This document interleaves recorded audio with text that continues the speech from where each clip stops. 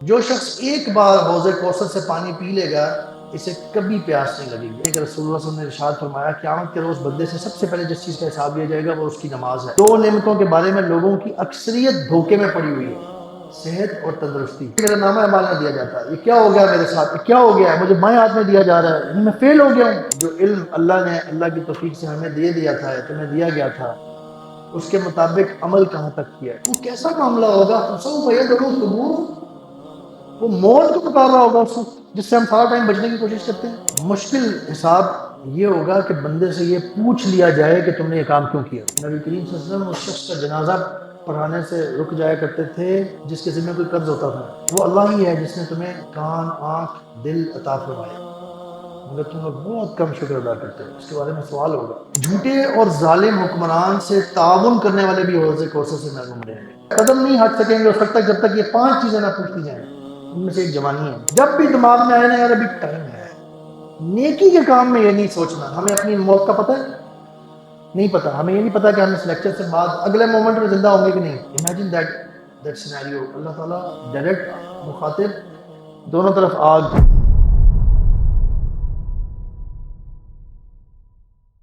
الحمد لله نحمده ونستعينه ونستغفره ونعوذ بالله من شرور أنفسنا ومن سيئات أعمالنا، من يهده الله فلا مضل له ومن يضلل فلا هادي له، وأشهد أن لا إله إلا الله وحده لا شريك له وأشهد أن محمدا عبده ورسوله۔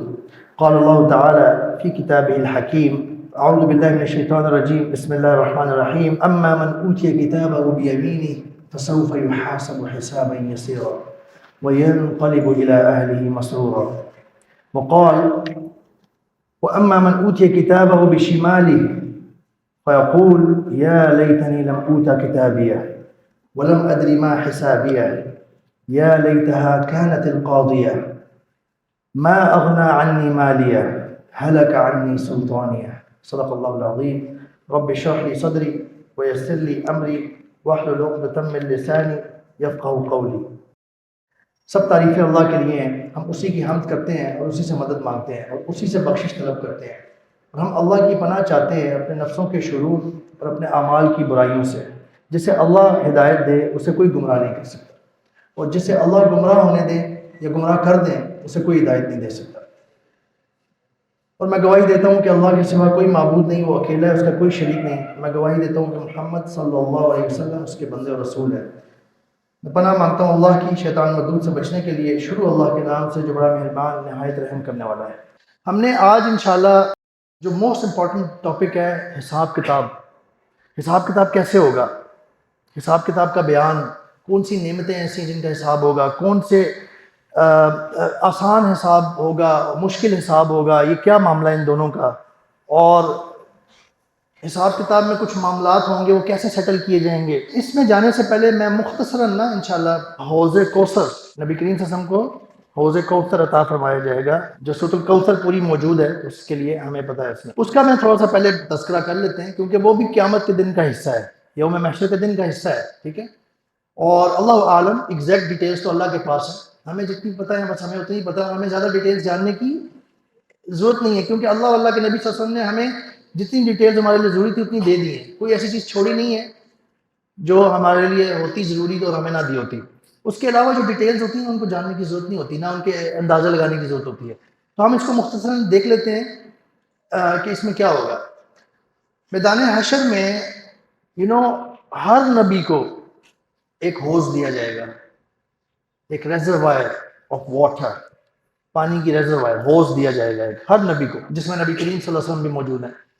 حدیث ہے ترمذی کی صحیح حدیث، حضرت سمورہ رضی اللہ عنہ فرماتے ہیں کہ رسول اللہ صلی اللہ علیہ وسلم نے فرمایا ہر نبی کے لیے ایک حوض ہے، اور تمام انبیاء آپس میں ایک دوسرے پر فخر کریں گے کس کے حوض پر پانی پینے والے زیادہ آتے ہیں، اور میں یعنی رسول اللہ صلی اللہ علیہ وسلم میں امید رکھتا ہوں کہ میرے حوض پر آنے والے سب سے زیادہ ہوں گے۔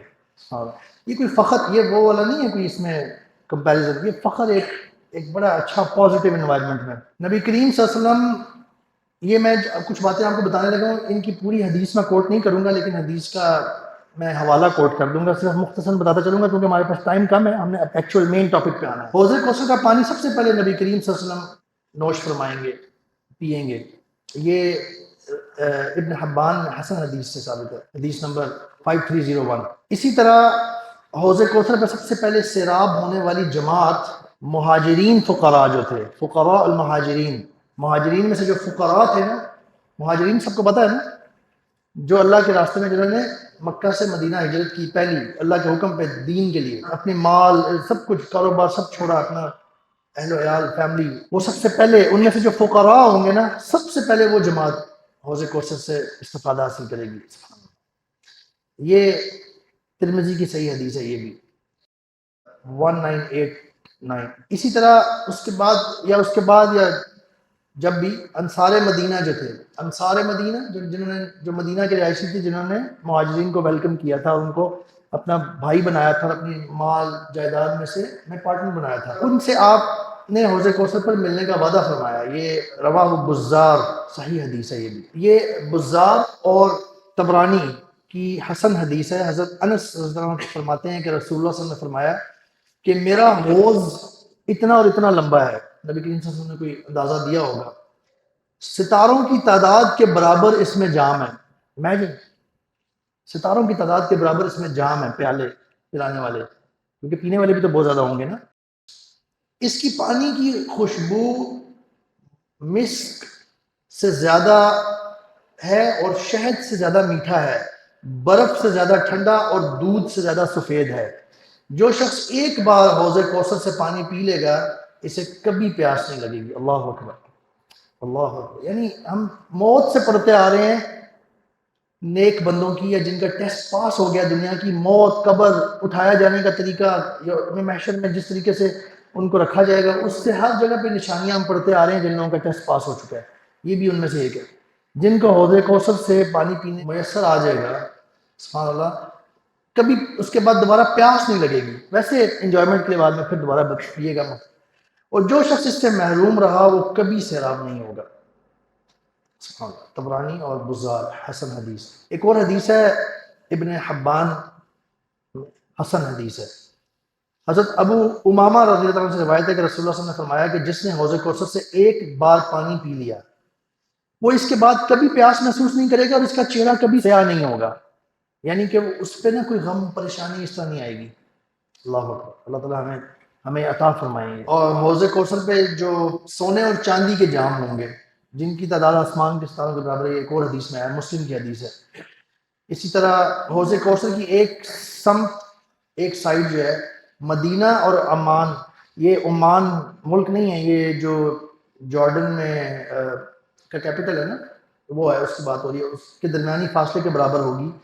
یہ تقریباً 1000 کلومیٹر بنتے ہیں جو اندازہ لگایا گیا ہے۔ یہ صحیح مسلم کی حدیث ہے۔ اور پانی جو ہے نا جنت سے آنے والے 2 پرنالوں کے ذریعے آئے گا نبی کریم صلی اللہ علیہ وسلم تک۔ اب کچھ لوگوں کا معاملہ سن لیتے ہیں جو آئیں گے حوض کوثر پہ پانی پینے کے لیے۔ کافر، اچھا کافر بھی ٹرائی کریں گے، بری حالت ہوگی، obviously کوئی بھی چیز نظر آئے تو بندہ اس کی طرف لپکے گا۔ کافر بھی آئیں گے حوض کوثر کی طرف، سبحان اللہ۔ یہ اللہ تعالیٰ نے نا عذاب کے طور پہ شاید رکھا ہے، تو کیا ہوگا؟ یہ ابن ماجہ کی صحیح حدیث ہے۔ حضرت حذیفہ رضی اللہ عنہ فرماتے ہیں کہ رسول اللہ صلی اللہ علیہ وسلم نے فرمایا، قسم اس ذات کی جس کے ہاتھ میں میری جان ہے، میں حوض سے غیر مسلموں کو اس طرح ہٹاؤں گا جس طرح اونٹوں کا مالک دوسرے اونٹوں کو ہٹا دیتا ہے اپنے ریوڑ سے۔ عرض کیا کہ یا رسول اللہ صلی اللہ علیہ وسلم، کیا آپ ہمیں پہچان لیں گے؟ ظاہر ہے پہچانیں گے تو تبھی کافروں کو ہٹائیں گے اور مسلمانوں کو ویلکم کریں گے۔ تو آپ صلی اللہ علیہ وسلم نے ارشاد فرمایا، ہاں تم میرے پاس آؤ گے تو وضو کی جگہ سے تمہارے ہاتھ، پاؤں اور پیشانیاں چمک رہے ہوں گے، یہ صرف تمہارے علاوہ کسی دوسری امت میں نہیں ہوگی۔ ہاں، وضو سے محبت کریں، وضو سے محبت کریں، برڈن نہ سمجھیں۔ بہت دفعہ برڈن فیل ہوتا ہے، یار وضو، خاص طور پر سردیوں میں یا صبح کے ٹائم یا کسی خاص جگہ پہ، کبھی بھی واللہ بردرز ہم سب کا یہ معاملہ ہو جاتا ہے، اللہ تعالیٰ رحم فرمائے ہمارے اوپر۔ کبھی بھی اللہ کی کسی بتائے ہوئے عمل جو ہم پہ لازم ہے، نماز، وضو، بہت ساری اور چیزیں ہیں، کبھی بھی اس کو برڈن نہ سمجھے۔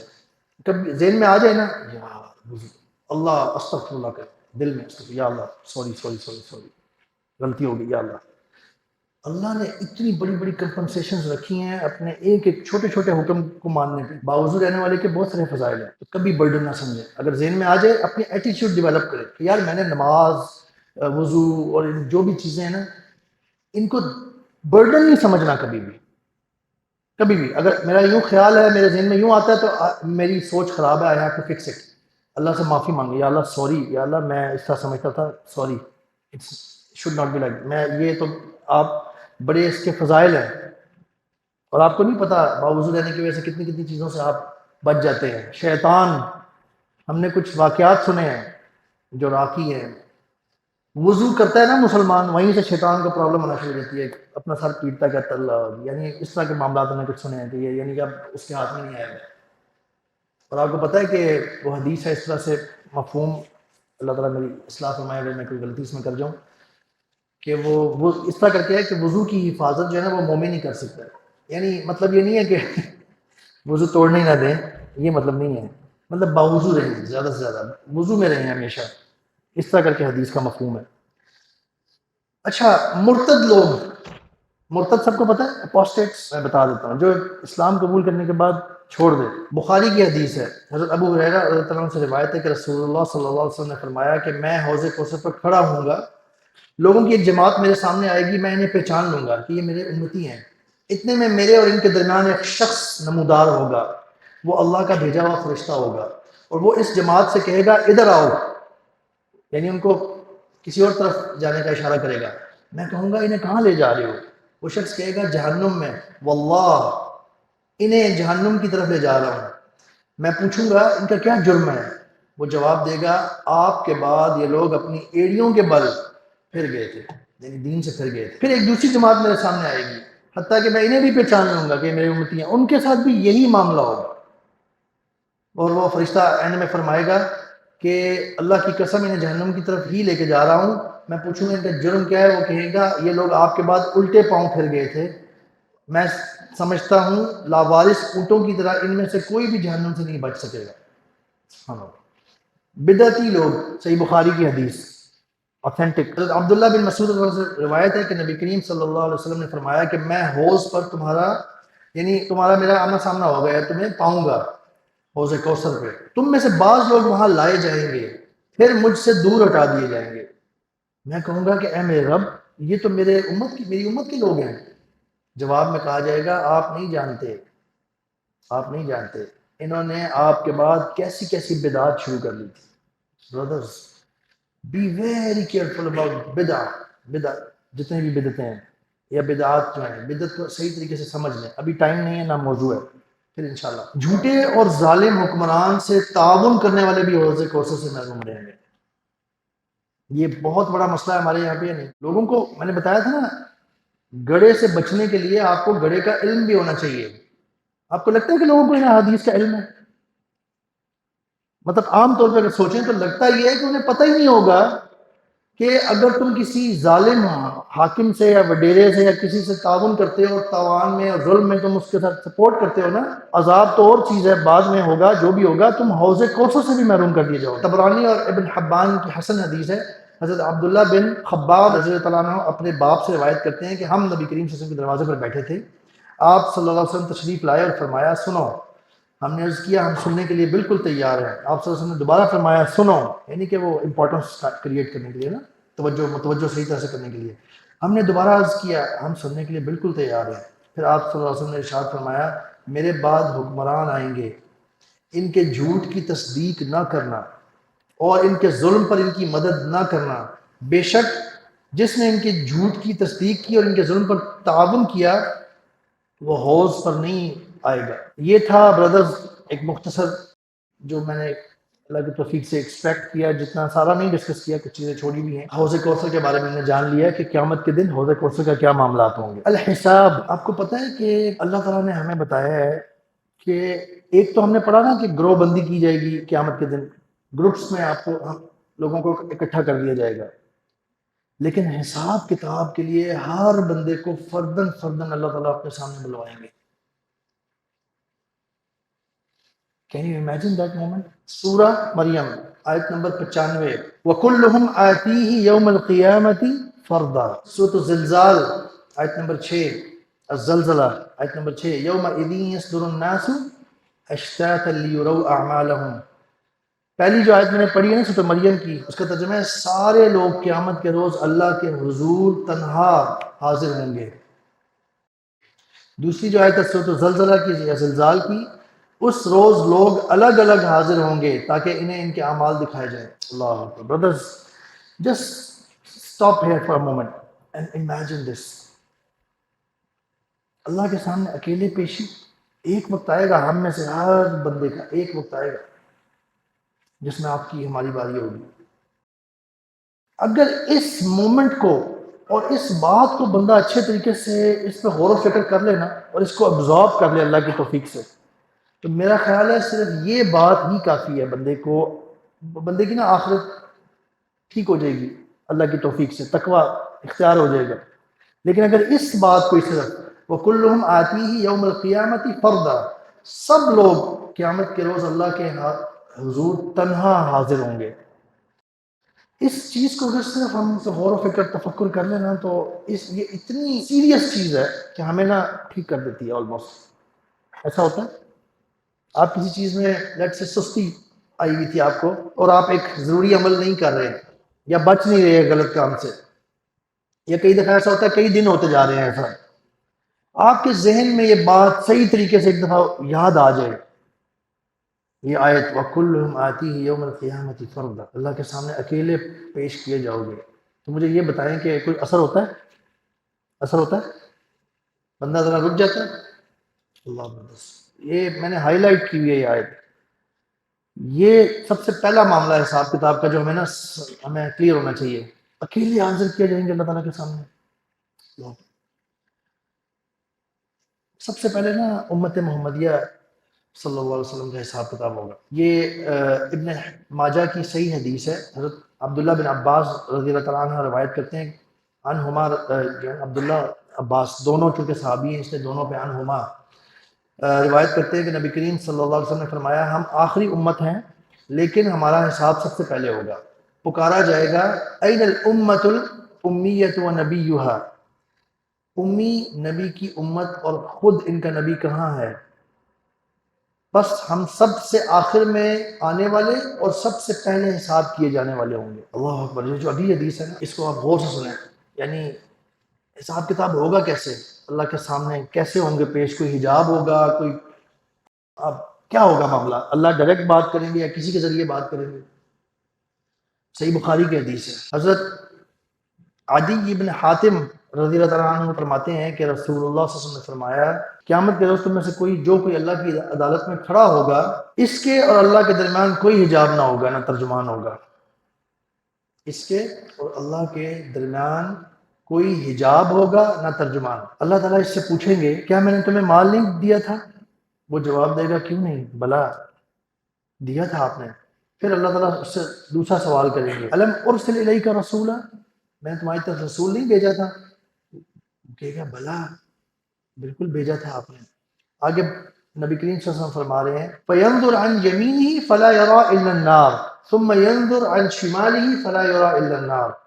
یہ ذرا منظر امیجن کیجئے گا، نبی کریم صلی اللہ علیہ وسلم ایکسپلین فرما رہے ہیں، وہ اس انسان جو ہے نا جس یہ کیفیت میں ہے نا کہ اللہ تعالیٰ کے سامنے کھڑا ہے بغیر حجاب کے اور بغیر کسی ترجمان کے، نبی کریم صلی اللہ علیہ وسلم فرما رہے ہیں کہ انسان اس وقت اپنے دائیں طرف بھی آگ دیکھے گا اور اپنے بائیں طرف بھی آگ دیکھے گا، لہٰذا تم میں سے ہر شخص کو آگ سے بچنا چاہیے، خواہ کھجور کا ایک ٹکڑا صدقہ کر کے، اگر کھجور کا ایک ٹکڑا بھی نہ ملے تو اچھی بات کر کے ہی بچو، آگ سے بچو۔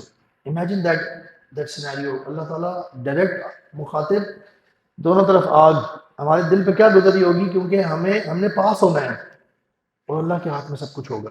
حقوق اللہ، حقوق اللہ میں سب سے پہلے کس کا سوال ہوگا، کس چیز کا؟ ترمذی کی صحیح حدیث ہے کہ حضرت ابو ہریرہ رضی اللہ عنہ فرماتے ہیں کہ رسول اللہ صلی اللہ علیہ وسلم نے ارشاد فرمایا قیامت کے روز بندے سے سب سے پہلے جس چیز کا حساب لیا جائے گا وہ اس کی نماز ہے، اگر نماز یعنی صحیح نماز سنت کے مطابق درست ہوئی تو بندہ کامیاب و کامران ہوگا، اور اگر نماز خراب ہوئی، خراب میں بہت ساری چیزیں آ سکتی ہیں، سستی، اللہ بچائے ہمیں، سنت کے خلاف بدعتیں اندر شامل ہیں، تو ناکام اور نامراد ہوگا۔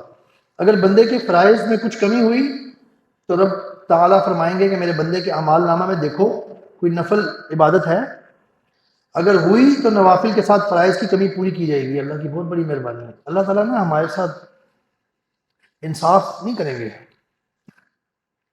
یہ بات سمجھیں آپ. اگر ہمارے ساتھ انصاف اللہ نے شروع کر دیا نا تو بس پھر ہم گئے. ہم انصاف اللہ تعالیٰ سے انصاف نہیں ہم مانگ سکتے کبھی. ہاں کسی کے ظلم کے خلاف انصاف مانگ سکتے ہیں. اللہ سے انصاف نہیں ہم مانگ سکتے. یہ تو بیڑا خراب ہو جائے گا. ہم صرف اللہ کی رحمت اور فضل سے ہی بچ سکتے ہیں. دیکھیں اللہ کا حساب. فرض نفل کے برابر ہو سکتا ہے. ایک بندے کی جاب ایک جگہ پہ اوبلیگیٹری جاب اس کی ایک مین جس کے لیے اس کو ہائر کیا گیا ہے.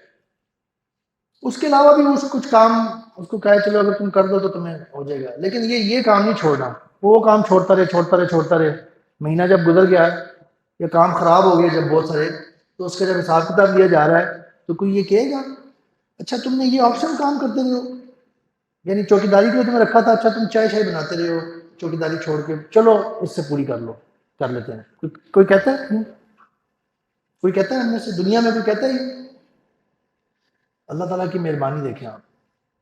ہمارے نوافل سے فرائض کو پورا کرنے کی بات اللہ تعالیٰ کر دیں گے. اللہ تعالیٰ ہمیں بچانا چاہتے ہیں. یعنی بچانے کے لیے تو اللہ تعالیٰ نے ہمیں ساری حجت پوری کی ہوئی ہے ہمارے لیے نا. لیکن ہم پھر بھی غلطیاں کرتے ہیں. اللہ تعالیٰ ایکسٹرا بونسز دے کے بچانا چاہ رہے ہیں. پھر بھی جو انسان نہیں بچ پائے گا وہ اس نے واقعی ظلم کیا ہوگا. اور یعنی نوافل کے ساتھ فرائض کی کمی پوری کی جائے گی. پھر اس کے تمام اعمال کا حساب اسی طرح ہوگا. حقوق العباد آپ کو پتہ ہے حقوق العباد میں سب سے پہلے کس چیز کا حساب ہوگا؟ صحیح بخاری کی حدیث ہے کہ حضرت عبداللہ بن مسعود رضی اللہ عنہ سے روایت ہے کہ نبی کریم صلی اللہ علیہ وسلم نے فرمایا کہ لوگوں کے درمیان سب سے پہلے خون کا فیصلہ کیا جائے گا. اللہ تعالیٰ نے ہمیں سورۃ الانبیاء آیت نمبر 47 میں بتایا ہے وَإِن كَانَ مِثْقَالَ حَبَّةٍ مِّنْ خَرْدَلٍ أَتَيْنَا بِهَا وَكَفَى بِنَا حَاسِبِينَ. اگر کسی کا رائی کے دانے کے برابر بھی عمل ہوگا تو وہ بھی ہم لے آئیں گے اور حساب لینے کے لیے ہم خود ہی کافی ہیں. پھر سورۃ الزلزال میں ہم پڑھتے ہیں جو کہ میرا خیال ویل نون ہے آیت نمبر 7 اور 8 میں فَمَن يَعْمَلْ مِثْقَالَ ذَرَّةٍ خَيْرًا يَرَهُ وَمَن يَعْمَلْ مِثْقَالَ ذَرَّةٍ شَرًّا يَرَهُ. پھر جس نے ذرہ برابر بھی نیکی کی ہوگی وہ اسے دیکھ لے گا اور جس نے ذرہ برابر بھی برائی کی ہوگی وہ اسے دیکھ لے گا. آگے سنیں قرآن کی آیات. بند کمروں میں ہونے والی سازشیں اور راز دارانہ باتوں کا بھی حساب لیا جائے گا. سبحان اللہ کتنی زیادہ ہوتی ہیں. یہ پتہ نہیں کیا کیا ہو رہا ہوتا ہے. اللہ ایجنسیز اور ادارے پتہ نہیں کیا کر رہے ہوتے ہیں. اللہ تعالیٰ فرماتے ہیں سورۃ الطارق میں آیت نمبر 9 یوم تبلی السرائر. اسرار یعنی اس گوشی. اس روز پوشیدہ اسرار کی جانچ پڑتال کی جائے گی. پھر سورۃ الحاقہ آیت نمبر 18 یومئذ تعرضون لا تخفى منکم خافیہ. جس روز تم لوگ اللہ کی عدالت میں پیش کیے جاؤ گے اور اس روز تمہارا کوئی راز چھپا نہیں رہے گا. سورۃ العادیات افلا يعلم اذا بعثر ما في القبور وحصل ما في الصدور. کیا وہ یعنی انسان نہیں جانتا کہ جب قبروں میں جو کچھ ہے اسے نکال لیا جائے گا اور سینوں میں جو کچھ ہے اسے ظاہر کر دیا جائے گا. مرنے کے بعد جو ہے نا اپنی جو آپ نے پیچھے برائیاں یا نیکیاں چھوڑی ہیں ان کا بھی حساب کتاب کیا جائے ہوگا. اللہ تعالیٰ فرماتے ہیں سورۃ القیامہ آیت نمبر 13 يُنَبَّأُ الْإِنسَانُ يَوْمَئِذٍ بِمَا قَدَّمَ وَأَخَّرَ. اس روز انسان کو بتا دیا جائے گا کہ اس نے آگے کیا بھیجا ہے اور پیچھے کیا چھوڑا. یعنی مرنے کے بعد پیچھے کیا چھوڑا. مرنے تک اس کے پاس ٹائم ہے.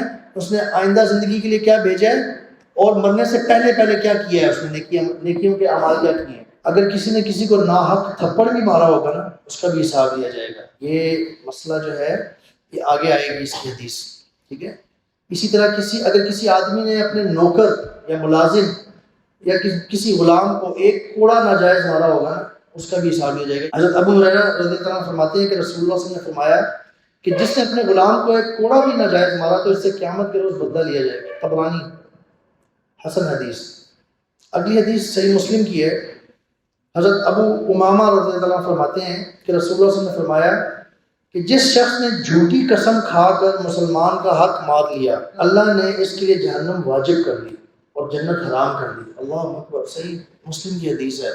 ذرا اپنے معاشرے میں دیکھیں, اپنے مسلم معاشرے میں, اپنے پاکستان میں دیکھیں. قسم, جھوٹی قسم, is it a big deal nowadays؟ بہت بڑی بات ہے لوگوں کے لیے قسم.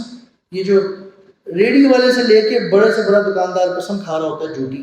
اچھا لیکن یہاں پہ بات ہوئی کہ قسم جھوٹی قسم کھا کر کسی مسلمان کا حق مار لیا، اس پہ تو جنت حرام ہوگی اور اللہ اکبر جہنم واجب ہوگی۔ ایک آدمی نے عرض کیا یا رسول اللہ، خواہ وہ معمولی سی چیز ہو، نبی کریم صلی اللہ علیہ وسلم نے فرمایا خواہ وہ پیلو کی ایک ٹہنی ہی کیوں نہ ہو، کوئی کسی چیز، صحیح مسلم کی حدیث۔ اچھا، حقوق العباد کا حساب دیے بغیر نہ تو کوئی جنتی جنت میں جا سکے گا، نہ کوئی جہنمی جہنم میں جا سکے گا، اور اسی طرح اور بھی چیزیں آئیں گی۔ یہ حدیث جو ہے یہ آگے آئے گی انشاءاللہ۔ اگر کسی نے اپنے غلام پر تہمت لگائی، ہم نے پہلے بھی بات کی ہے، تو قیامت کے روز اس کا بھی حساب لیا جائے گا۔ یہ بھی حدیث آگے، یہ بلکہ حدیث گزر چکی ہے، ہم نے پہلے پڑھی تھی پچھلے سیشن میں۔ صحیح مسلم کی حدیث تھی، حضرت ابو ہریرہ رضی اللہ تعالیٰ عنہ کہتے ہیں کہ ابو القاسم یعنی رسول اللہ صلی اللہ علیہ وسلم نے فرمایا جو شخص اپنے غلام پر زنا کی تہمت لگائے گا اس پر قیامت کے روز حد جاری کی جائے گی، اللہ اکبر، الا یہ کہ وہ اپنی بات میں سچا ہو۔ اور وہ حد جو ہے نا اس کی بھی وضاحت موجود ہے، قذف کی سزا 80 کوڑے قیامت میں۔ قیامت کے دن نا مظلوموں کو ظالموں سے بدلہ دلوایا جائے گا۔ اس کے بارے میں پوری حدیث ہے، ابن ماجہ حسن حدیث۔ حضرت جابر رضی اللہ عنہ فرماتے ہیں کہ جب سمندر کے رستہ ہجرت کرنے والے یعنی مہاجرین حبشہ رسول اللہ صلی اللہ علیہ وسلم کی خدمت میں واپس پلٹے تو آپ صلی اللہ علیہ وسلم نے ایک روز ارشاد فرمایا تم نے سرزمین حبشہ میں جو عجیب و غریب باتیں دیکھی ہیں وہ مجھے بتاؤ۔ مہاجرین میں سے ایک نوجوان نے عرض کیا یا رسول اللہ، ہاں یا رسول اللہ، کیوں نہیں، میں ایک واقعہ سناتا ہوں۔ ایک روز ہم بیٹھے ہوئے تھے، حبشہ کی بات ہے کہ وہ کہتا ہے نوجوان رسول اللہ صلی اللہ علیہ وسلم سے کہ ایک روز ہم بیٹھے ہوئے تھے، ہمارے سامنے سے ایک بڑھیا اپنے سر پر پانی کا گھڑا اٹھائے ہوئے گزری، اتنے میں ایک حبشی نوجوان آیا اور اس نے اپنے دونوں ہاتھ بڑھیا کے کندھوں پر رکھے اور اسے دھکا دے دیا۔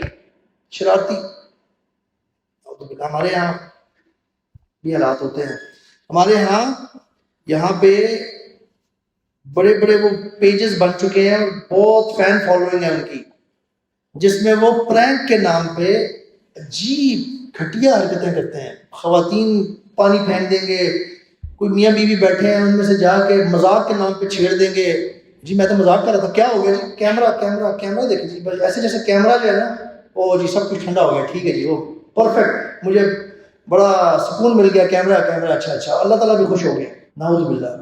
اتنے گھٹیا مذاق، پھر لوگوں نے بہت بحث کیا کمنٹس میں بھی، کچھ ذی عقل لوگوں نے اللہ کی توفیق سے۔ مطلب مسئلہ یہ تھا، ہمیں دیکھ کے کوفت یہ ہوتی تھی کہ اتنی بڑی عوام ان کے پیچھے لگ رہی ہے اور اسمائل اور لافٹرز کے وہ آئیکنز دبائے ہوئے ہیں اور لوگوں کو گیلا کر رہے ہیں، کسی کے کپڑے گیلے کر رہے ہیں، کسی کی کوئی چیز خراب کر رہے ہیں، بندہ کہیں جا رہا ہے، ہو سکتا ہے کسی کا انٹرویو ہو، کسی نے کہیں جانا ہو، کسی آفس، کسی کے گھر، اس کے اوپر پانی پھینک دیں گے، بھاگ جائیں گے۔ پرینک، یہ پرینک جو ہے یہ کہہ دینے سے اور اس کی ویڈیو میں پرینک لکھ دینے سے آپ معاف ہو جائیں گے؟ انا للہ و انا الیہ راجعون۔ پہلے ہمارے اتنے برے حالات ہیں اللہ تعالیٰ کے حوالے سے، اللہ تعالیٰ کے احکامات کے حوالے سے۔ تو اس ناخلف حبشی نوجوان نے بڑھیا کے دونوں ہاتھوں پہ اپنے ہاتھ اس کے کندھوں پہ رکھے اور اسے دھکا دے دیا، جس سے وہ گھٹنوں کے بل زمین پر گر پڑی اور اس کا گھڑا ٹوٹ گیا۔ جب اٹھی تو نوجوان کی طرف منہ کر کے کہنے لگی اے دھوکے باز، تمہیں اس حرکت کا انجام جلد ہی معلوم ہو جائے گا۔ جب اللہ تعالیٰ کرسی عدالت پر جلوہ افروز ہوں گے، اگلے اور پچھلے سارے لوگ جمع ہوں گے اور لوگوں کے اعمال کی گواہی ان کے ہاتھ اور پاؤں دیں گے، اس روز میرے اور تمہارے درمیان فیصلہ ہوگا۔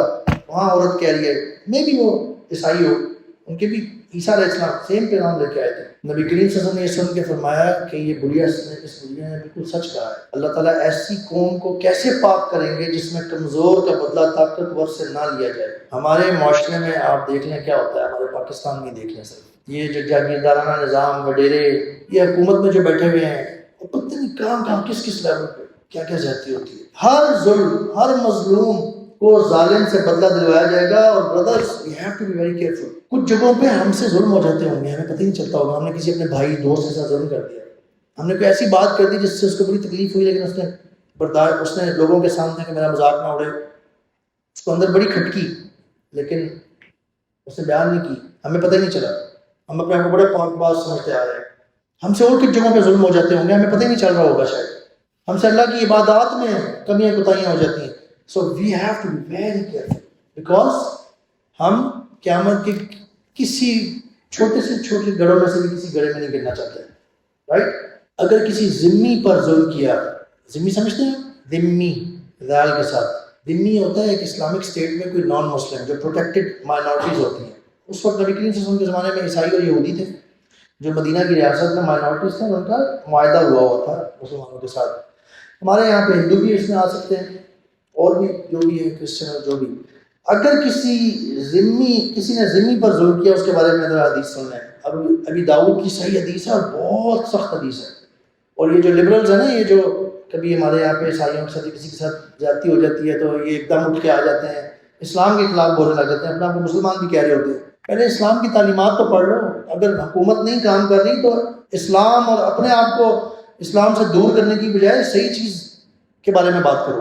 حضرت صفوان بن سلیم رضی اللہ عنہ بعض صحابہ کرام رضی اللہ عنہم کے بیٹوں سے روایت کرتے ہیں، جو اپنے آبا سے روایت کرتے ہیں کہ رسول اللہ صلی اللہ علیہ وسلم نے فرمایا، آگاہ رہو جس نے کسی ذمی پر ظلم کیا یا اس سے کوئی نقصان پہنچایا اور اس کی طاقت سے زیادہ اسے تکلیف دی، یعنی اس کی پیسٹی سے زیادہ جہاں پہ اس کی بنتی ہوگی، یا اس کی مرضی کے بغیر اس سے کوئی چیز زبردستی لی، تو قیامت کے روز میں نبی کریم صلی اللہ علیہ وسلم اس ذمی کی طرف سے اس سے جھگڑا کروں گا. دس از اسلام.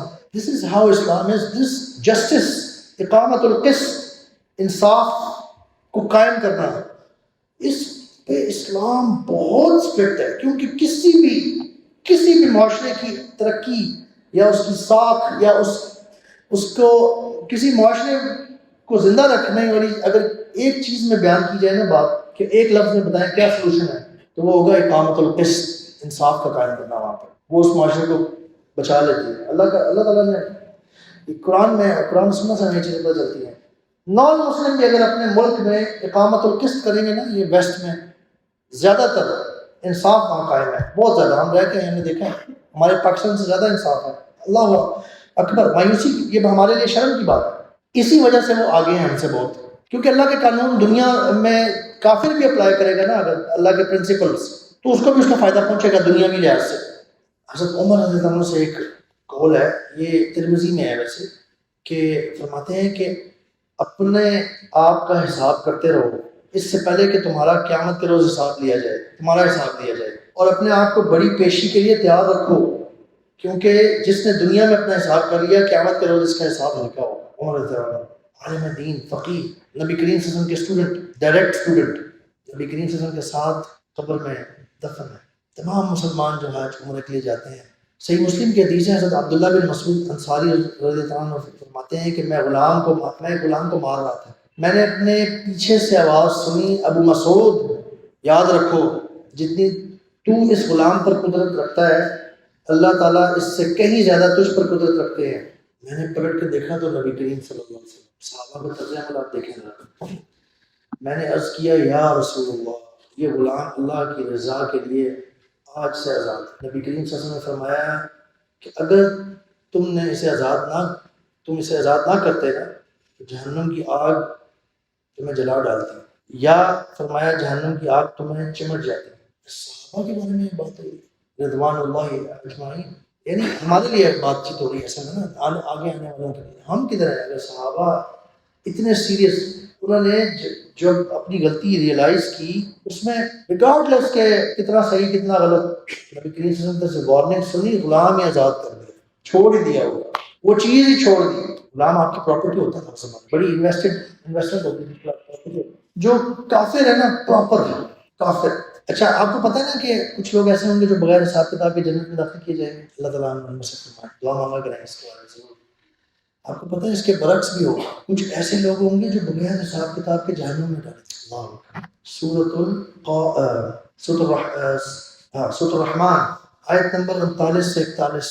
فَيَوْمَئِذٍ لَا يُسْأَلُ عَنْ ذَنبِهِ إِنسٌ وَلَا جَانٌ فَبِأَيِّ آلَاءِ رَبِّكُمَا تُكَذِّبَانِ يُعْرَفُ الْمُجْرِمُونَ بِسِيمَاهُمْ فَيُؤْخَذُ بِالنَّوَاصِي وَالْأَقْدَامِ. اس روز کسی انسان اور جن سے اس کا گناہ پوچھنے کی ضرورت نہیں ہوگی. تم دونوں گروہ رب کی کن احسانات کا انکار کرو گے. مجرم وہاں اپنے چہروں سے ہی پہچان لیے جائیں گے. ایسا معاملہ ہوگا وہاں پہ. انہیں پیشانی کے بالوں اور پاؤں سے پکڑا جائے گا. یہاں آیت ختم ہو جاتی ہے. مطلب یہ کہ جہنم میں پھینک دیا جائے گا. چہرے سے پہچانے گے، یعنی کچھ لوگ، کچھ کافر ایسے ہوں گے، کچھ لوگ ایسے ہوں گے جن کا حساب کتاب کی نوبت نہیں آئے گی. وہ اتنے کلیئر ہوں گے. Can you think of someone؟ Just for the sake of جہل. اور کوئی بلاہب قرآن نے شہادت دے دی اس کی بیوی. اللہ اکبر. فرعون اللہ عالم. تو یعنی ایسے بھی لوگ اور ان کے نقشے قدم پہ چلنے والے لوگ بھی ہیں بہت سارے.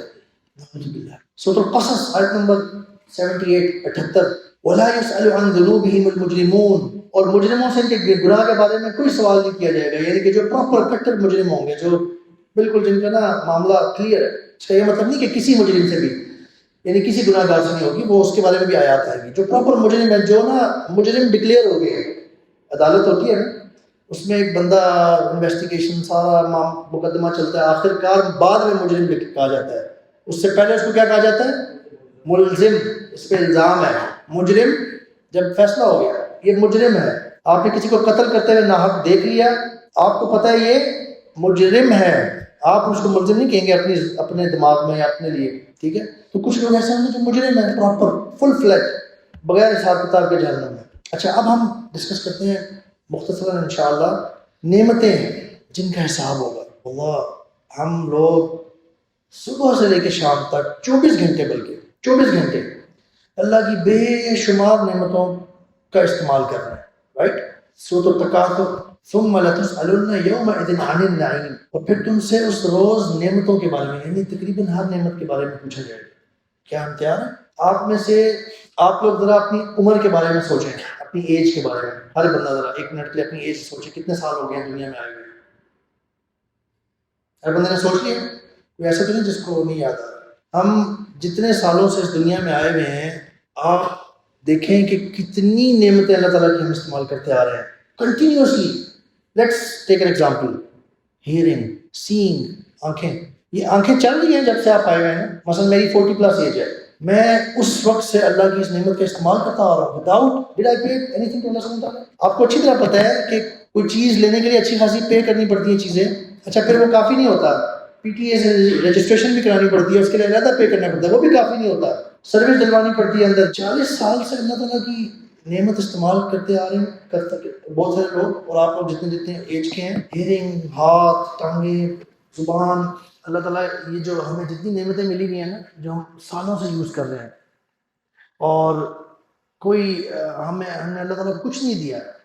40 سال, 20 سال, 30 سال, 50 سال, 60 سال سے نظر چل رہی ہے, ہیئرنگ پاور چل رہی ہے, ہاتھ چل رہے ہیں, استعمال ہو رہے ہیں, پاؤں چل رہے ہیں, زبان, منہ, ذائقہ, خوشیاں, اور پتہ نہیں کیا کیا نعمتیں ہم استعمال کرتے جا رہے ہیں. بس اللہ تعالیٰ نے فرمایا کہ ہر چیز کے بارے میں سوال ہوگا. سورۃ المؤمنون سمع والابصار والافئدہ قلیلا ما تشکرون, آیت نمبر 78. وہ اللہ ہی ہے جس نے تمہیں کان, آنکھ, دل عطا فرمائے, مگر تم لوگ بہت کم شکر ادا کرتے ہو. اس کے بارے میں سوال ہوگا. عزت, عہدہ, دولت, ایون اسپاؤس, بیوی بھی نعمتیں ہیں جن کے بارے میں سوال ہوگا.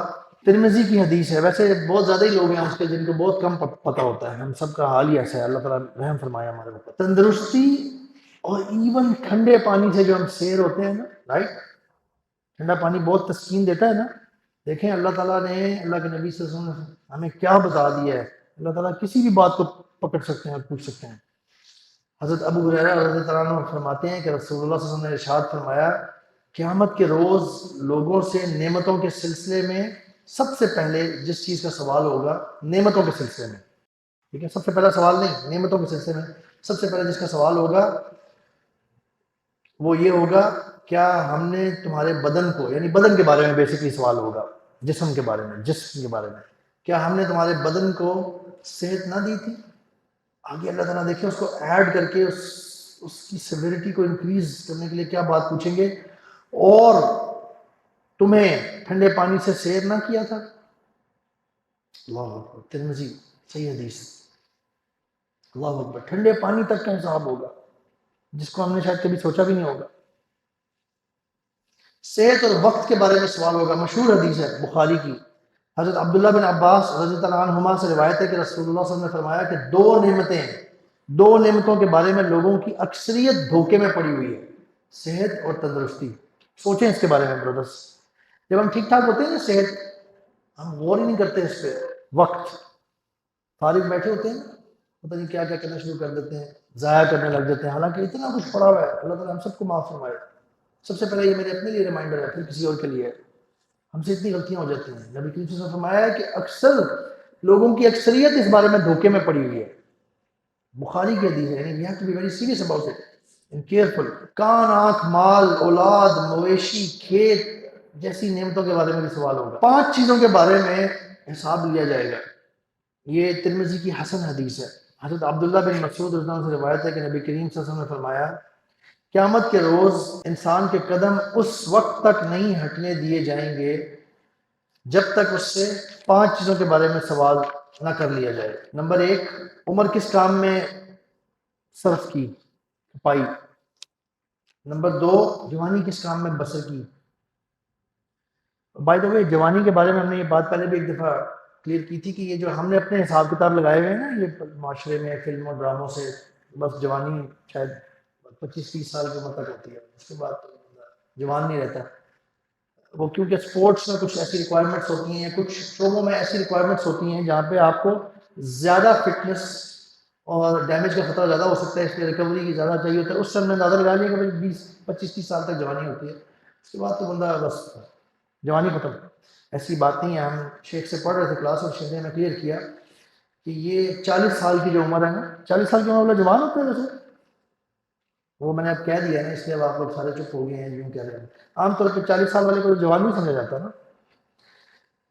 اللہ تعالیٰ نے قرآن میں آیت نازل فرمائی جس کا ہم نے پہلے ذکر کیا ہوا ہے، جس میں اللہ تعالیٰ نے پختگی کا ذکر کیا ہے کہ تم 40 سال تک پہنچ گیا پختگی کی عمر کو، اور پھر دعا ہے بڑی زبردست آگے.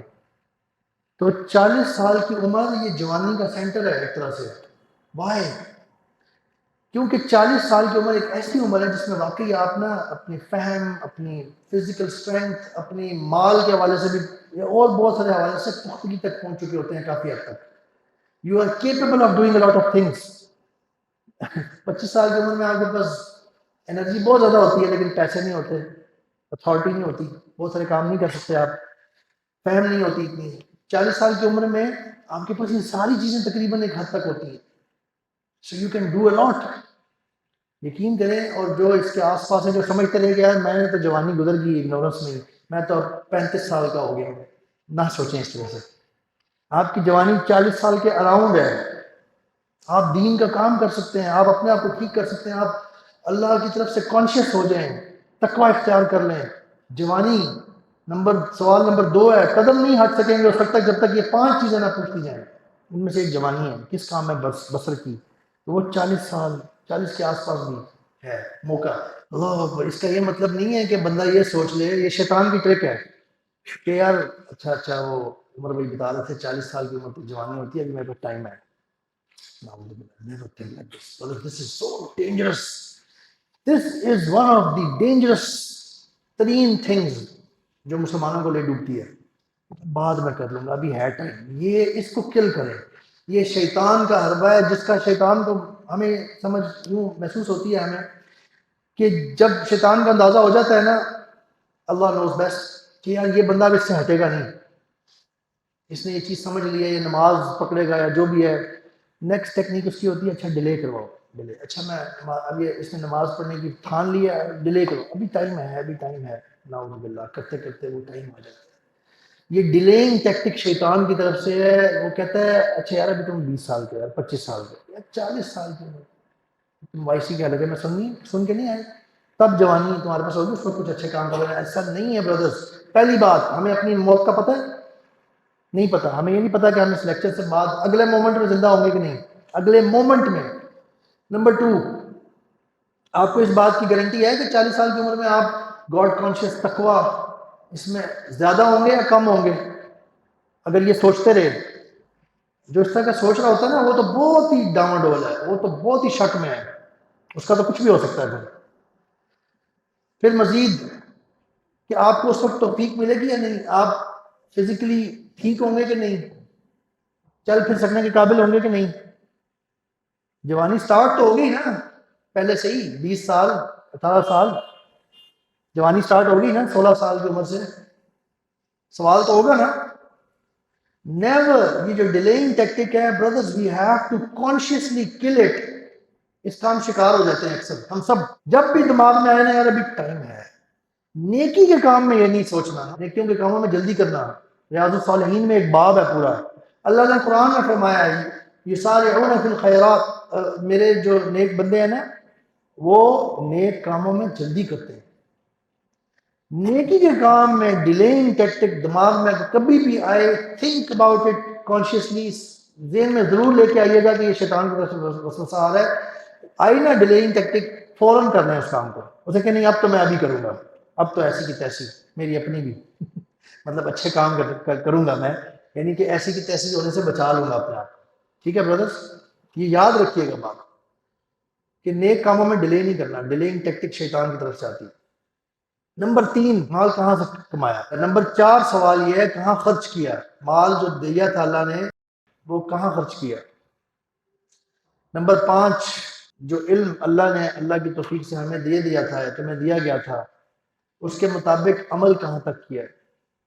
تو یہ 5 چیزیں، عمر کس کام میں کھپائی، جوانی کس کام میں بسر کی، مال کہاں سے کمایا، مال کہاں خرچ کیا، نمبر 5 علم جو تمہیں ملا تھا اس پہ کہاں تک عمل کیا۔ آسان حساب اور مشکل حساب، اس کے حوالے سے ہم دیکھ لیتے ہیں۔ سورۃ الانشقاق میں فرمایا ہے آیت نمبر 7 سے 9، فسوف يحاسب حسابا يسيرا وينقلب الى اهله مسرورا، جس شخص کا نامہ اعمال دائیں ہاتھ میں دے دیا گیا، اللہ اکبر، اللہ تعالیٰ ہمیں ان میں شامل فرمائے، اس کا بات کیا آ رہی ہے اس کے بارے میں، اس کا حساب آسان لیا جائے گا، یحاسب حسابا یسیرا، یسیر یسر کہتے ہیں آسانی کو، وینقلب الی اہلہ مسرورا، اور وہ بہت خوش و خرم اپنے ساتھیوں کی طرف خوشی خوشی واپس آئے گا۔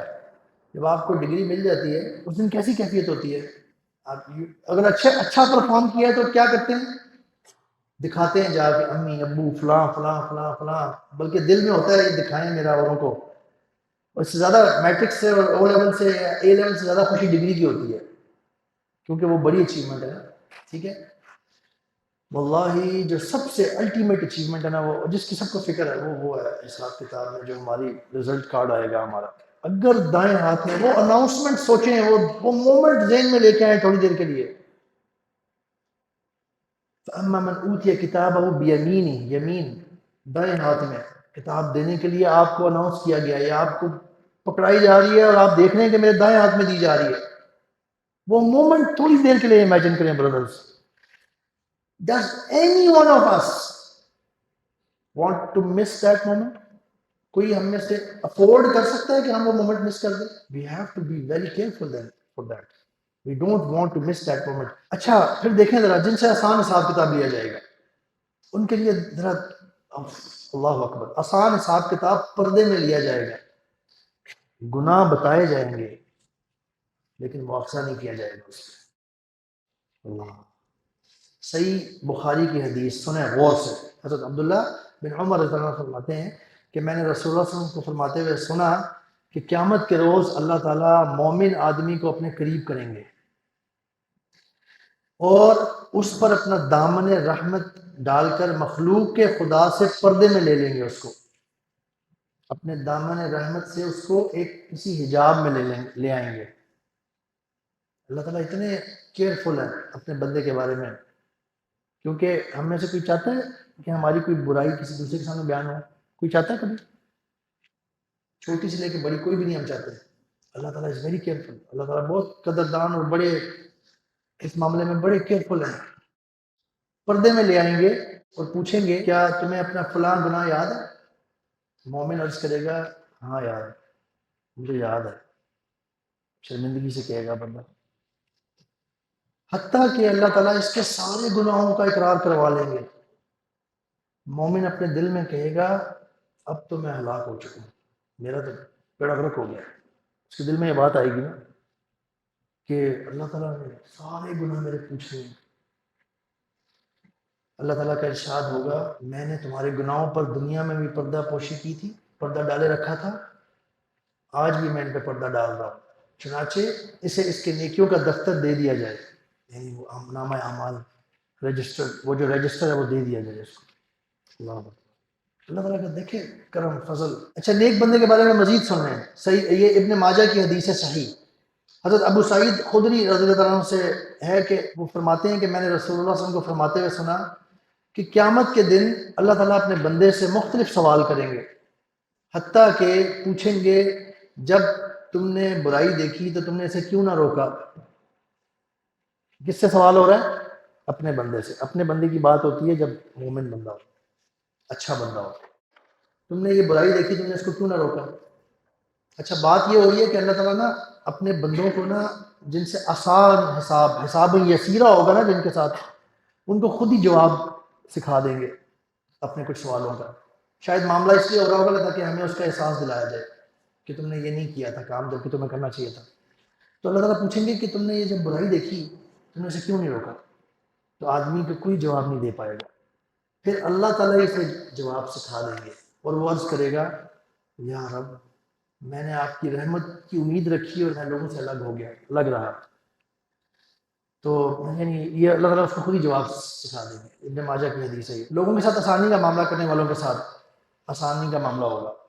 صحیح مسلم کی حدیث، حضرت حذیفہ رضی اللہ عنہ کہتے ہیں کہ اللہ کے بندوں میں سے ایک بندہ حساب کے لیے لایا گیا جسے اللہ تعالیٰ نے مال دے رکھا تھا. اللہ تعالیٰ نے اس سے پوچھا دنیا میں تم نے کیا عمل کیا؟ حالانکہ اللہ تعالیٰ سے کوئی بات چھپا نہیں سکے گا، وہ کوئی بندہ بات نہ چھپا سکتا ہے نہ اللہ تعالیٰ سے کوئی چھپی ہوئی ہے. وہ عرض کرے گا اے میرے رب آپ نے مجھے مال عطا فرمایا تھا اور میں وہ مال لوگوں کو بیچتا تھا اور لوگوں سے درگزر کرنا میری عادت تھی. آسان حساب لوگوں سے معاملہ کرتا تھا، ٹف معاملہ نہیں کرتا تھا. یعنی کہ یہ مطلب ہے اس کا. مالدار کے لیے آسانی پیدا کرتا تھا اور تنگ دست کو بھی مہلت دے دیتا تھا. میں قرض کے معاملے میں یا جس بھی معاملے میں اللہ تعالیٰ ارشاد فرمائیں گے کہ میں زیادہ حقدار ہوں کہ درگزر کا سلوک کروں. اے فرشتوں میرے اس بندے سے درگزر کرو. اللہ اس بات پہ اللہ تعالیٰ بخشتے ہیں. اللہ تعالیٰ سے ڈرنے والے کا حساب وہ بھی حساب یسیرہ ہو جائے گا اس کے لیے بھی. اس کے لیے حدیث ہے، یہ حدیث صحیح مسلم کی حدیث ہے کہ حضرت ابو ہریرہ رضی اللہ عنہ سے روایت ہے کہ رسول اللہ صلی اللہ علیہ وسلم نے فرمایا ایک آدمی نے بڑے گناہ کیے تھے. جب مرنے لگا تو اس نے اپنی اولاد کو وصیت کی کہ جب میں مر جاؤں نا تو مجھے نا جلا دینا، میری لاش کو جلا دینا اور میری راکھ پہ سوا کرنا، سمندر میں اڑا دینا، بکھیر دینا. اللہ کی قسم اگر اللہ نے مجھے پکڑ لیا تو ایسا عذاب دے گا کہ ایسا عذاب کسی کو نہ دیا ہوگا. اس کو اپنے گناہوں کا پتہ تھا. کون بتا رہا ہے ہمیں یہ بات؟ نبی کریم صلی اللہ علیہ وسلم. حدیث ہے صحیح مسلم کی. تو اس کے بیٹوں نے ایسا ہی کیا جیسے اس نے کہا. اللہ تعالیٰ نے زمین کو حکم دیا جو ذرات تو نے لیے ہیں واپس کر دے، اور چنانچہ آدمی زندہ ہو گیا دوبارہ. اللہ تعالیٰ نے اس سے پوچھا کہ تم نے ایسا کیوں کیا؟ بندے نے عرض کیا یا اللہ آپ کے ڈر سے، مجھے بہت ڈر آپ سے لگا. اللہ تعالیٰ نے اس کے اس عمل کی وجہ سے اس کو بخش دیا کہ یہ میرے سے ڈرا ہے. یعنی کہ یہ میرا خوف تھا اس میں. کسی سے آپ جانچ پڑتال کر رہے ہو نا کسی بندے سے، اور وہ اپنی غلطی مان لے اور وہ کہ مجھے آپ سے اس حوالے سے بہت ڈر لگ رہا ہے، آپ جانچ لیں کہ یہ واقعی ڈرا ہے بندہ، تو آپ کا دل چاہتا ہے کہ چلو چھوڑ دو. پھر ایک اور بات بھی ہو سکتی ہے، اس کے پیچھے زندگی میں کچھ معاملہ ایسا ہوگا کہ اس کو اس چیز کی توفیق ملی.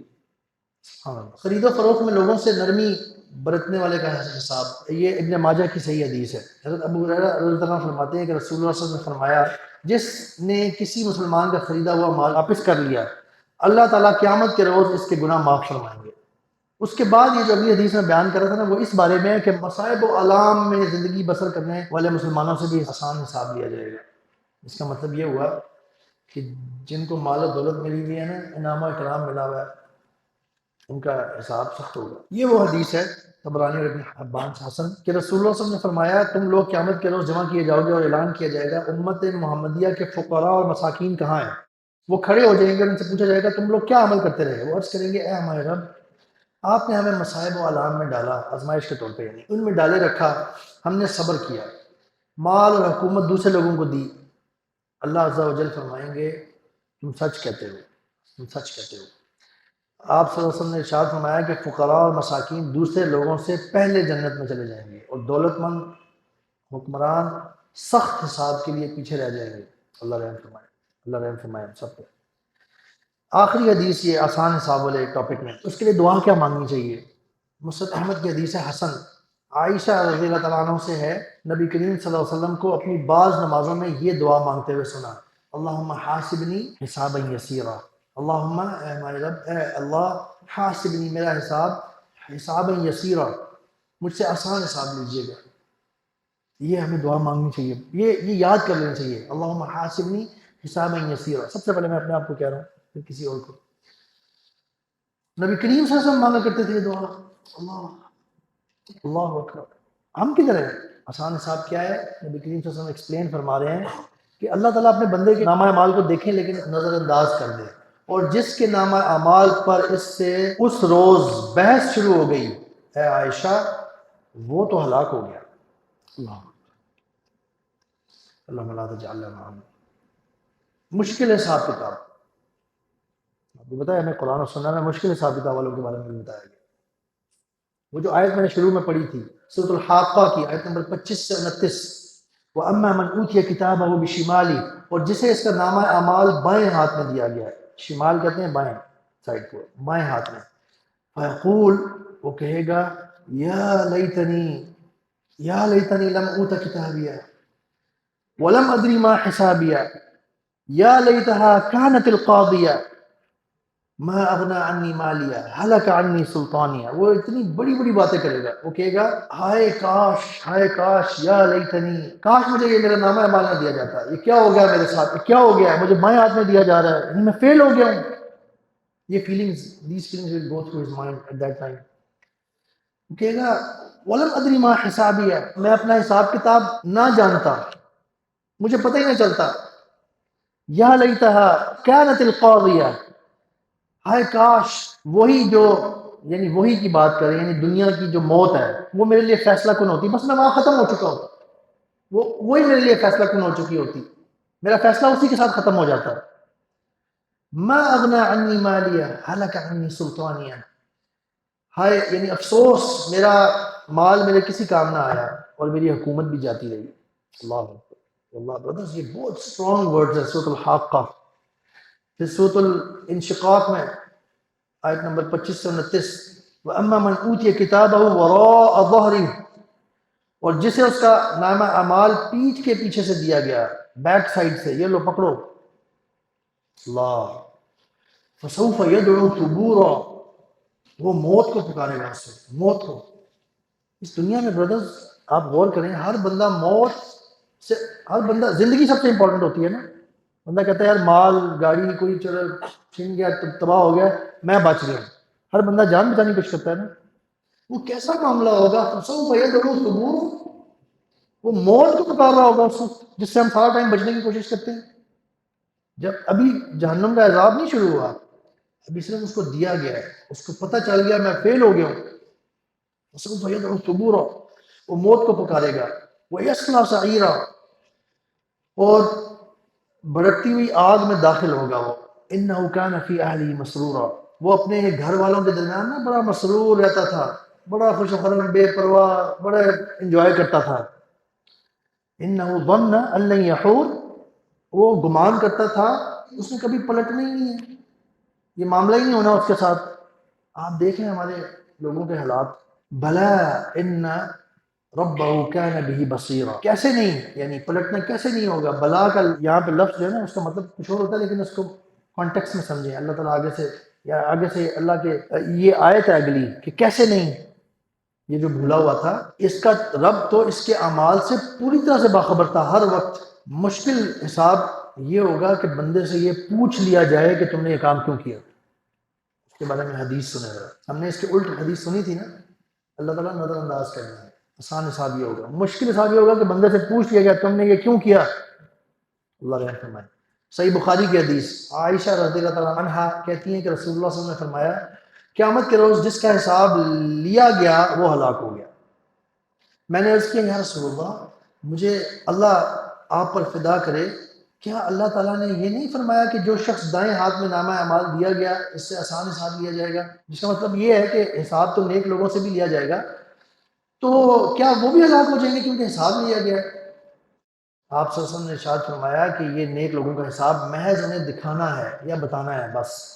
البتہ جس شخص کے حساب پر بحث کی گئی، باز پرس کی گئی، مواخذہ کیا گیا، یقیناً وہ ہلاک ہوگا. کافروں منافقوں کا حساب کتاب ساری مخلوق کے سامنے لے کر انہیں ذلیل اور رسوا کیا جائے گا. اب وہ دوسری سائڈ سے کمپیئر کرتے جائیں، مسلمانوں کا، مومنوں کا پردے میں اللہ تعالیٰ لے لیں گے اور آسانی سے آرام سے اس سے پوچھیں گے سارے گناہوں کا اقرار کر لے گا، اللہ تعالیٰ معاف فرما دے۔ کافروں اور منافقوں کے لیے جن کا امتحان فیل ہو گیا ہے، ذلت رسوائی ہر جگہ۔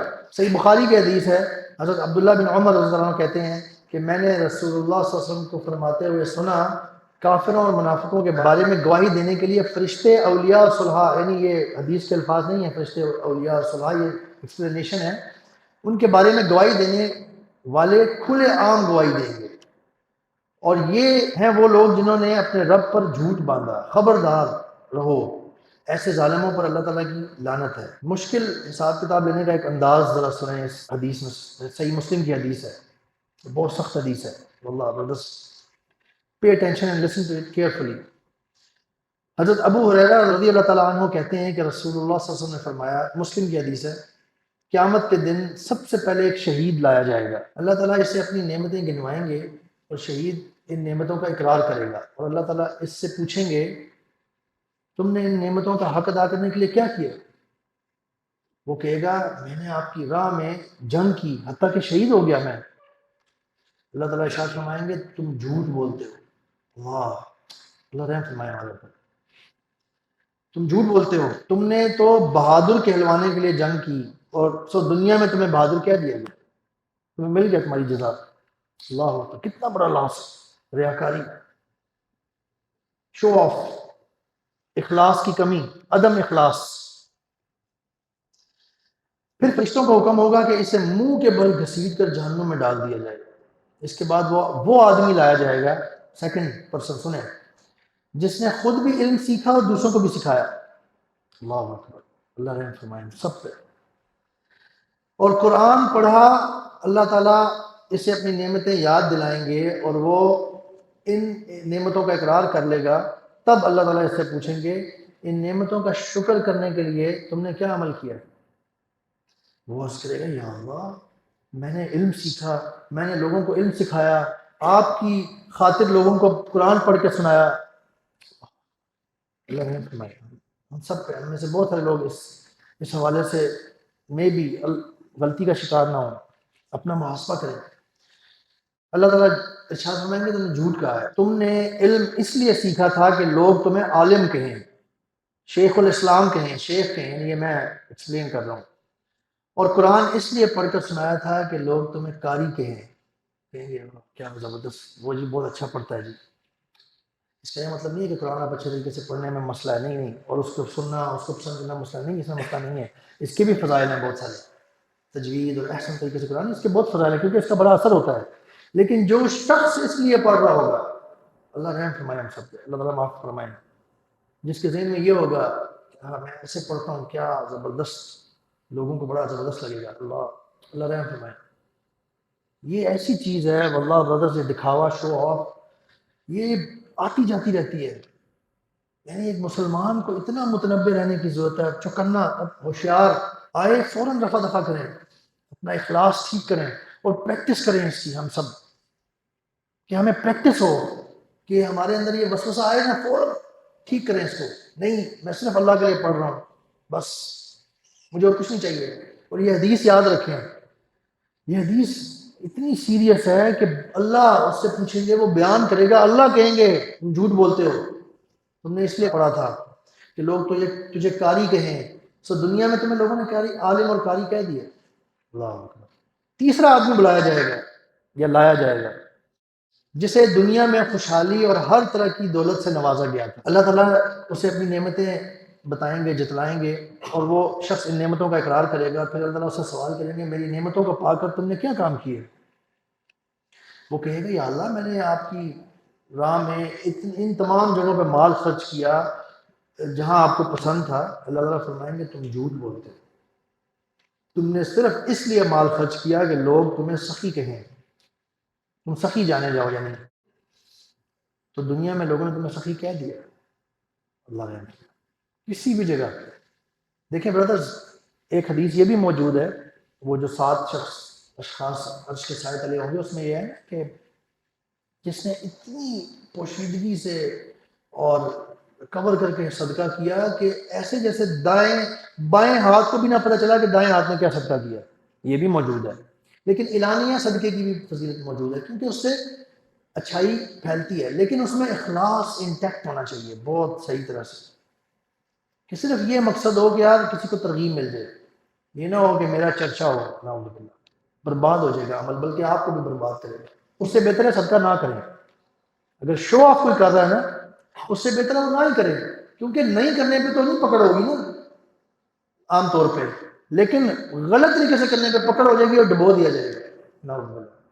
مسلم کی حدیث کی ہے، کیف یکون القصاص، قصاص کہتے ہیں بدلے کو، بدلہ کیسے لیا جائے گا؟ قیامت کے روز حقوق کی ادائیگی نیکیوں کے ساتھ کی جائے گی قیامت کے دن۔ صحیح بخاری کی حدیث ہے کہ حضرت ابو ہریرہ رضی اللہ تعالیٰ عنہ فرماتے ہیں کہ رسول اللہ صلی اللہ علیہ وسلم نے فرمایا، جس نے کسی بھائی کی بے عزتی کی ہو، اللہ غور سے سنیں، جس نے کسی بھائی کی بے عزتی کی کہیں یا کوئی اور ظلم کیا ہو، اسے چاہیے کہ وہ آج یعنی دنیا میں ہی اس سے معافی مانگ لے یا معاف کروا لے، اس دن کے آنے سے پہلے پہلے، جس دن دینار ہوگا نہ درہم، البتہ اس کے پاس نیک عمل ہوگا اور اس بے عزتی یا ظلم کے برابر لے لیا جائے گا۔ اللہ اکبر۔ اور بے عزتی یا ظلم کرنے والے کے پاس اتنی نیکیاں اگر نہ ہوئیں تو مظلوم کی برائیاں ظالم پر ڈال دی جائیں گی۔ اللہ اکبر۔ اللہ ہم سب کو معاف فرمائے۔ اللہ تعالیٰ ہمارا معاملہ فرما دے اس بارے میں، اگر ہم سے کمی کوتاہی ہوئی ہے۔ برادر، کوئی امیجن کر سکتا ہے آپ کی پڑھی ہوئی نماز، رکھا ہوا روزہ، دیا ہوا صدقہ، آپ کا پورا رمضان کسی غلطی، کسی بڑی ظلم کے عوض کسی اور کو دے دیا جائے؟ امیجن کر سکتے ہیں؟ آپ دور دور سے بھی نہیں چاہتا ہم میں سے کوئی یہ چیز، right? On top of that آپ یہ امیجن کر سکتے ہیں کسی اور کا بولا ہوا جھوٹ، کسی اور کی مس کی ہوئی نماز، کسی اور کا کیا ہوا دیا ہوا دھوکہ، کسی کا کیا ہوا زنا، نعوذ باللہ، وہ آپ پہ ڈال دیا جائے؟ آپ بچتے رہے ان چیزوں سے۔ اللہ we have to be very careful with this۔ ان گڑھوں کا پتہ کیسے چلے گا جب تک ہم یہ حدیث اور یہ نالج نہیں لیں گے ان کے بارے میں؟ جب تک گڑھے کے بارے میں نالج نہیں لی جائے گی، آپ اس گڑھے میں گرنے سے اپنے آپ کو کیسے انشور کر سکتے ہیں کہ میں بچ جاؤں گا اس گڑھے سے؟ اللہ۔ ایک آدمی، یہ ڈھیروں نیکیوں والی حدیث ہے، ڈھیروں نیکیاں لے کے آئے گا، مسلم کی حدیث ہے، مفلس، جس میں نبی کریم صلی اللہ علیہ وسلم نے مفلس کے بارے میں پوچھا تھا، مشہور ہے حدیث۔ حضرت ابو ہریرہ رضی اللہ تعالیٰ عنہ سے روایت ہے کہ رسول اللہ صلی اللہ علیہ وسلم نے فرمایا، جانتے ہو مفلس کون ہے؟ غریب، جس کے پاس کچھ ہوتا نہیں ہے عام طور پہ، اس کو مفلس کہتے ہیں۔ صحابہ کرام رضی اللہ عنہ نے عرض کیا، یا رسول اللہ، ہم میں سے مفلس تو وہی ہے جس کے پاس درہم نہ ہو اور سامان، عام روزمرہ کا سامان میں کمی ہو یا وہ نہ ہو۔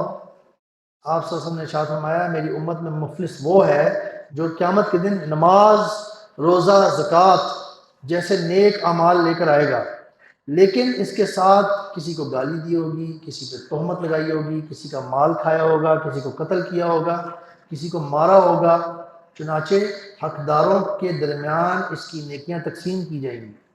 اگر اس کی نیکیاں واجبات ادا ہونے سے پہلے ختم ہو گئیں تو حقداروں کے گناہ اس میں ڈال دیے جائیں گے، اس طرح وہ جہنم میں پھینک دیا جائے گا۔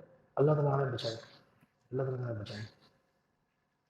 قیامت کے روز قرض کی ادائیگی کے بارے میں، جن لوگوں نے قرض نہیں ادا کیا، قرض بہت بڑی سیریس چیز ہے برادر، اس کو چھوٹا نہ سمجھا کریں۔ کچھ لوگوں کی عادت ہوتی ہے، تھوڑا سا کوئی کام نکلا ہے قرض لے لیتے۔ اللہ برادرز، نبی کریم صلی اللہ علیہ وسلم اس شخص کا جنازہ پڑھانے سے رک جایا کرتے تھے جس کے ذمہ کوئی قرض ہوتا تھا اور فوت ہو گیا، وہ اس بندے کی روح معلق رہتی ہے جب تک اس کا قرض نہ اتارا جائے۔ اللہ، بے شک نیک بندہ ہو۔ اللہ۔ حدیث ابن ماجہ، صحیح حدیث، حضرت عبداللہ بن عمر رضی اللہ عنہ کہتے ہیں کہ رسول اللہ صلی اللہ علیہ وسلم نے فرمایا کہ جو شخص اس حال میں مرا کہ اس کے ذمہ درہم یا دینار یا قرض تھے، تو قیامت کے روز وہ درہم و دینار کا حساب اس کی نیکیوں سے پورا کیا جائے گا۔ اس کے لیے وہاں درہم یا دینار کہاں ہوں گے؟ برادر، سو ایکسپینسو کرنسی ایکسچینج۔ کوئی بندہ ہم میں سے نہیں سوچ سکتا کہ ہمارا قرض یا کسی کے ذمہ قرض ہے، وہ اس کی نیکیوں سے، وہ جو پیسے لیے تھے، درہم دینار روپے تھوڑے سے یا کوئی چیز لی تھی، وہ نیکیوں سے ریٹرن کرے بعد میں۔ اللہ معاف فرمائے۔ قرض کو سیریس لے، نان سیریس نہ لے کبھی بھی اپنی زندگی میں۔ حد الامکان اجتناب کریں قرض لینے سے، اللہ سے مانگیں۔ علماء اسکالرز سے ہم چیز جانتے ہیں کہ وہ شخص تو بہت ہی برا ہے جو انجوائے کر رہا ہے اپنی کسی انجوائمنٹ کے لیے، کسی فیسلٹی، ایسے ہی ضرورت زندگی نہیں ہے، جو اس کے لیے قرض لیتا رہتا ہے، لے کے تو وہ لیتا جاتا ہے۔ قرض پہلے واپس کرو، پھر کوئی اور چیز انجوائمنٹ کیا اس کی طرف توجہ کرو۔ اس طرح سے ہونا چاہیے. کسی کو ناجائز تھپڑ مارا ہوگا تو بدلے میں نیکیاں دینی پڑے گی. یہ پہلے حوالہ آیا تھا، ہم نے کہا تھا بعد میں حدیث آئے گی. یہ حدیث ہے مسند احمد کی. حضرت عبداللہ بن انیس رضی اللہ تعالیٰ عنہ سے روایت ہے کہ انہوں نے نبی کریم صلی اللہ علیہ وسلم کو فرماتے ہوئے سنا، قیامت کے روز اللہ تعالیٰ لوگوں کو اکٹھا کریں گے ننگے بدن، ننگے پاؤں اور بہم کی حالت میں. صحابہ کرام صلی اللہ علیہ وسلم نے پوچھا یا رسول اللہ بہم کا کیا مطلب ہے؟ آپ صلی اللہ علیہ وسلم نے فرمایا خالی ہاتھ. پھر اللہ تعالیٰ انہیں پکاریں گے جسے دور والا بھی اس طرح سنے گا جیسے قریب والا سنے گا. اللہ تعالیٰ ارشاد فرمائیں گے میں ہوں بدلہ دلانے والا، میں ہوں بادشاہ. سنو، اگر کسی جہنمی کے ذمے جنتی کا حق ہوگا وہ اس وقت تک جہنم میں نہیں جائے گا جب تک کہ میں جنتی کو اس کا بدلہ نہ دلوا دوں. اور اگر کسی جنتی کے ذمے کسی جہنمی کا حق ہوگا، جنتی کے ذمے جہنمی کا حق، غور سے سنیں برادرز، تو وہ شخص اس وقت تک جنت میں نہیں جائے گا جب تک کہ میں جہنمی کو اس کا حق نہ دلوا دوں. حتیٰ کہ اگر کسی نے کسی کو ناجائز تھپڑ مارا ہوگا تو میں اس کا بدلہ بھی دلواؤں گا. صحابہ کرام رضی اللہ عنہم نے عرض کیا یا رسول اللہ یہ کیسے ہوگا جبکہ ہم لوگ ننگے بدن، ننگے پاؤں، خالی ہاتھ ہوں گے؟ آپ صلی اللہ علیہ وسلم نے ارشاد فرمایا یہ نیکیوں اور برائیوں کے ساتھ ہوگا. سبحان اللہ. اللہ تعالیٰ ہمیں معاف فرمائے، اللہ تعالیٰ ہمیں سمجھ عطا فرمائے. تو بارک اللہ فیکم برادرز.